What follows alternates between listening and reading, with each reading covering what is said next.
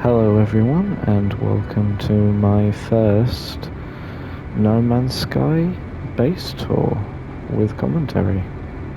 This is Orpheus's Rest and it's a Greek-inspired puzzle base leaning heavily on Greek mythology and symbolism. We've got a little Hades symbol up there and a bit of an extreme storm going on now. A little bit of a gas pool pooling around there. That will be relevant later, and let's get to it. So, right from when you hop out the ship, relatively stereotypical landing area full of crates and things. And as we go down here, you can begin to see the decorations. And over here is the first little nod to the Greek, which is a siren or harpy, whatever you like. And over here we have what was supposed to be a gorgon. It's looking pretty good though. A little lantern here with a little place for higher up fishing. Fall down. Higher up fishing. And 2 more lampposts the same as we come down here. And of course the Qitanian totem, because the Qitanian Empire is awesome. And a little signature. Over here, the light's not good right now, but we have Icarus. Poor fella. And over here, we have the skull of the bird or vulture that tormented Prometheus. Once again, poor fella. Now onto the actual base. You can see a little bit of extra bits going on over there, and we'll come back to those.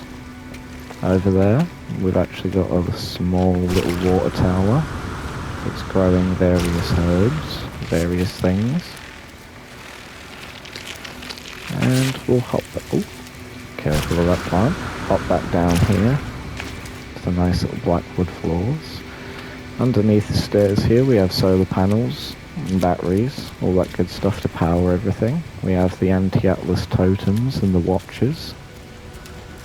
And on the reverse side, standard Atlas totems. Looking back up, we have a skull above the entryway, and this beautiful sort of diagonal internal structure that goes into the cave. Now this entire thing was built around a cave. I thought was beautiful. Oh, before we enter, there's also exterior lock for the doors located just there. It looks very pretty. Onto the inside, I'm greeted by this big blue glow, and on the left we have a little winter scene and display, and on the right we have a little desert scene and display, the little barnacles acting as their respective suns. On the inside you once again have a door switch. Don't want to be one of those creators that doesn't show you what everything does. Little lantern just in the wall there from the natural cave, and if we look up here you'll see the first of the little secret rooms, which is onto the balcony. And then in here we have a little smoking lounge that looks down onto the rest of the base. Just do a slow pan so you can see all the decorations. And the first of my little hidden scrolls. I like to hide scrolls in my builds. Little fake window. And onto the main area. So you've got standing planters, small health and hazard stations, leading onto a small kitchenette that has all your necessities. Then we have a small geological monitoring area. Occasionally some spikes do come back through the ground like this, but in the positions that they are mostly, they add to the aesthetic, like that one I'm going to leave. And this is just your general screens, servers, data, storage, etc. with little multi-tool archive functionality and little squiddly friend to guard all the batteries and the generators. Moving further on, you can see the cave has been patched up there just gently to make it a serviceable base, and from the outside that's the aesthetic of the smoking room. That's a word I'm going to use too much. Anyway, we've got a small little terrarium there. Terrarium slash, you know, greenery. And a little fireplace with some firewood over in the corner. Small basic decorations. Posters reminiscent of speakers. A large TV. And then we've got little plants. Various decorations along here. Then we get into where the mood lighting starts hitting. A little blue section on the right, a little green stairway on the left, down into a little usable fishing pond, which was the original purpose of the base, was to just be this, to be a fishing base and stop here, and over time it just kind of grew into what you're about to see. So, first things first, if we dive on in, we begin to see where the base gets its name. So the first thing we're going to do is go see this little tower here.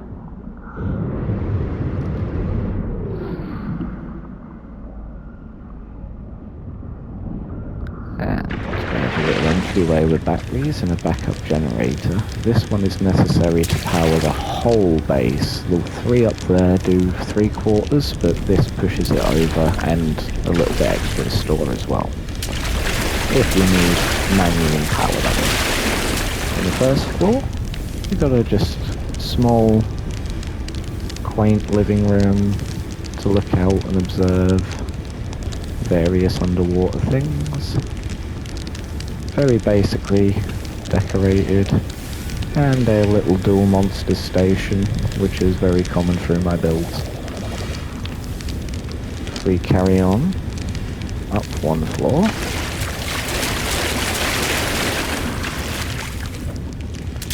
we will see the bedroom with extra blankets and a general nautical theme, just general pleasant minimalist decoration. In general, getting a bit impatient with myself, but we'll get there. And the curtains. And I always love these little observation domes. And if you can see, there is something glowing there. The top floor is a small get-knit farm, but that will be relevant later. So now, we're going to carry on into the base, following the little glow that we saw. And that will lead us to this mysterious little treasure chest. And if you're still not satisfied with the treasure chest, you can push further into the depths and follow the lights, and you will eventually be greeted with the ruins of a former civilization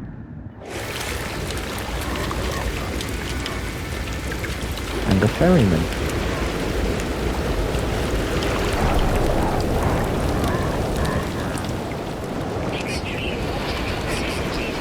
And over here we have a little bit of eye-catching decoration to make it a bit more obvious. Now, if we hop back over to the flaming barrels, and we look at the symbolism here, we have a little geck with some writing and a little barrier, and an arrow pointing upwards.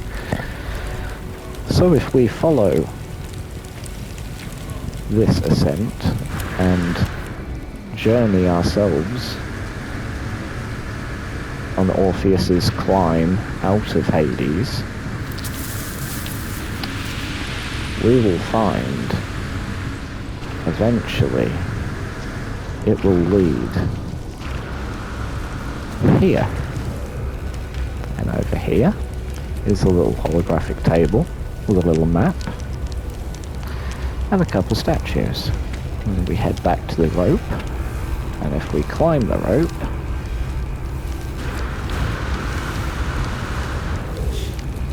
we reach Club Hard to Reach. And this is a small little observational smoking lounge with a small kitchenette,